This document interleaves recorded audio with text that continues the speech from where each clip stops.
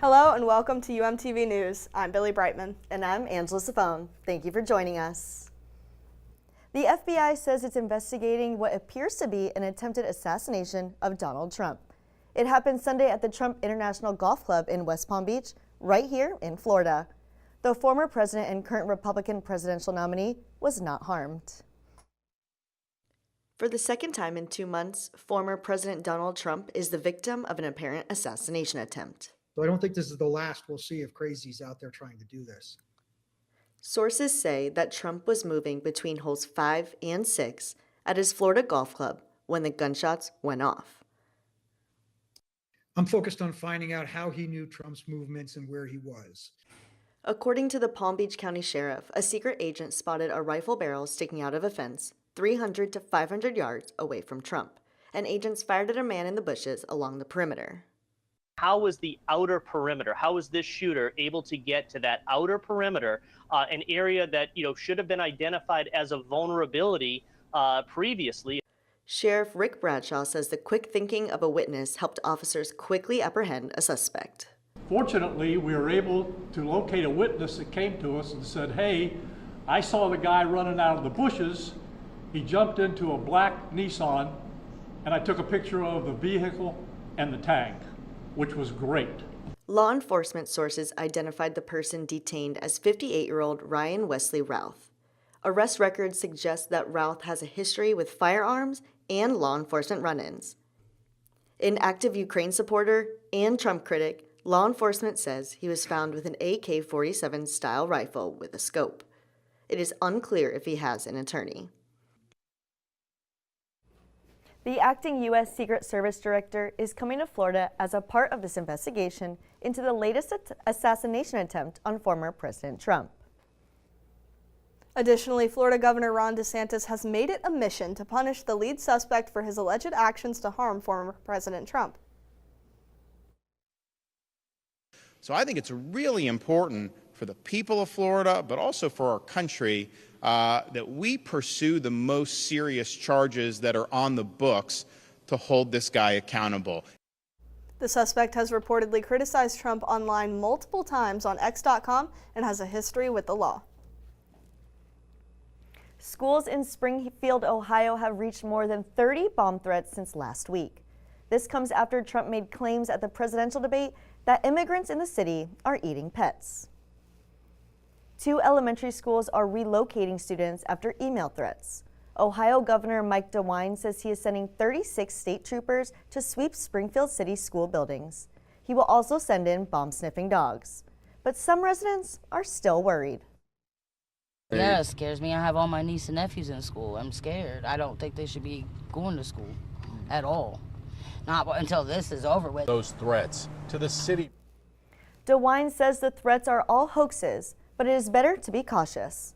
Springfield Mayor Rob Rue and local police say there are not credible reports of Haitian immigrants eating pets. The University of Miami offers a brand new way for students to get around campus late at night. It has partnered with a rideshare service called Freebie that was founded by alumni. Freebie has been serving different cities in South Florida and around the country since 2009, and it is finally at the U. The service replaces the previous provider, Safe Ride, with longer hours and a wider area of operation. The goal is to give students a safe way to get around when other modes of transportation, like the Hurricane shuttles, are not in service. There are a lot of commuters that come that might not have a mode of transportation that are on campus, and we want to be that mode of transportation for them, to be able to have them be able to move around freely and not feel like they're confined to a specific area, but yet get there in a trusted and safe manner. Freebie rides can be booked Monday through Friday from 7 p.m. to 4 a.m., and a ride must start or end on campus. Hillel hosted an event this past weekend to help South Florida's Ronald McDonald House charity. As part of the event, students got to make packages with their art supplies for kids. Max Keller attended the event and even got to make his own care package. He joins us live to tell us more about the project. Max? Thank you, Angela. The Ronald McDonald House Charities support families with sick children during their times of need. And here's how a few UM students crafted an on-campus event to pair up with the charity and provide resources. September is Childhood Cancer Awareness Month, and the Ronald McDonald House Charities are helping families get through the unthinkable. That's why business student Hannah Cooker is using her passion for art to help out these families in need. Cooker created an event hosted at University of Miami's Hillel to make packages filled with art supplies for the children at the Ronald McDonald Charities House of South Florida. One of the event attendees enjoyed the ability to combine two of her passions. I was initially interested in joining because I'm really interested in art. I love doing artsy stuff, and I thought this was a great way of combining my passion of doing a hobby that I love and also giving back to the community, which is something that I'm also really passionate about. But for Cooker, art has become much more than a hobby. She wants to use art to inspire and lift these children who are in a difficult time. Being able to employ that to help these kids is just super fun. They put it up in their rooms, and I get pictures sometimes from Ronald McDonald back, like showing me that they've put it up. So that's also rewarding to me. I know that during a tough time, this is something that really brightens their day. While attending the event, I was able to make my own supply bag and see exactly how each package was made. I'm here at Hillel, where craft kits are being made to give to kids at the Ronald McDonald House right here in Miami. Now the kits are going to have markers, popsicle sticks, and instructions on how the kids are supposed to put together a puzzle using those supplies.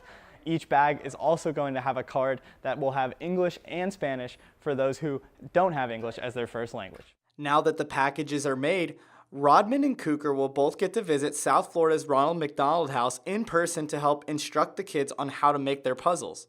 So I'm really excited to interact with the children and the families, hear about their stories, and help them make this art project that hopefully brings them some happiness during a dark time. Cooker's goal when instructing the kids will be to provide them with a sense of normalcy. And so just being able to talk to them, a lot of them speak Spanish, so using their language and getting to know them, asking them what their favorite Disney princess is or like what their favorite color is, and then oftentimes they want to incorporate that into the arts and crafts. Projects like these bring hope and positivity to people who need it the most. September is Childhood Cancer Awareness Month and a vital month for the Ronald McDonald House Charities. All donations go directly to families in need. For more information, visit rmhc.org. Reporting for UMTV, my name is Max Keller. Thank you, Max. Now, time for a short break. But when we return, the Miami Dolphins quarterback is out with his third concussion in 2 years. We'll tell you how the NFL is reacting. Plus, we will show you how one Miami-Dade environmental group is involving the youngest generation. Stay with us. Is it time yet? It's time. Let's start time for dinner. Oh, it's really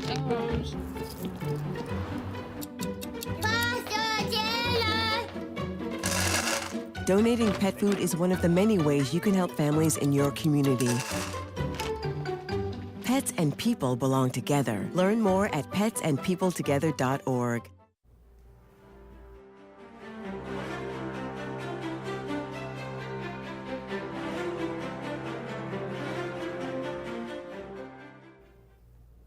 Performer and producer Sean Diddy Combs has pled not guilty to charges of racketeering, conspiracy, and sex trafficking.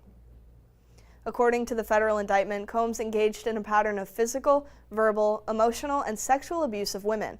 The U.S. Attorney for the Southern District of New York says the alleged crimes date all the way back to at least 2008. The U.S. Attorney described alleged freak-offs coordinated by Combs.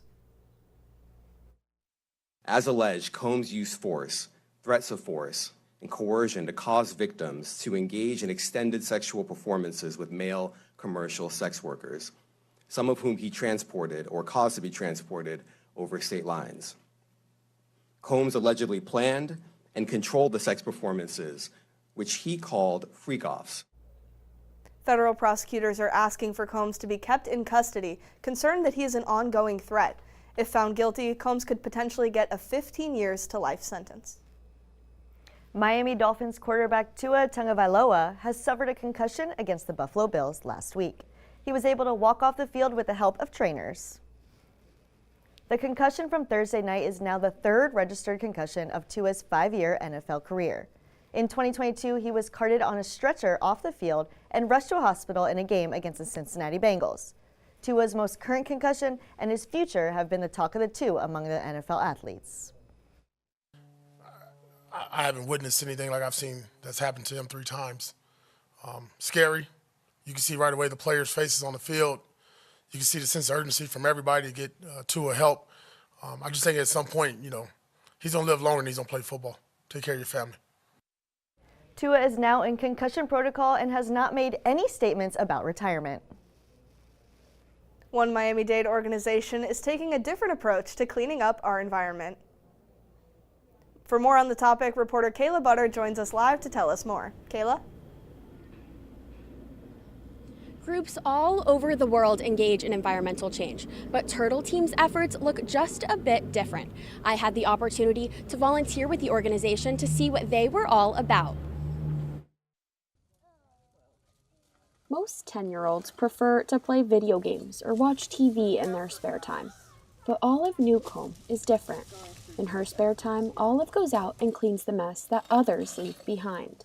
I think that it's very inconsiderate of people to come here and dump trash and think that it's nothing when it really does affect us. Olive is a member of the Turtle Team, an environmental organization that was started by high school students in Miami and is focused on engaging the youngest generation. Other organizations want people who are older, but here we bring everybody in as one family and we clean up together.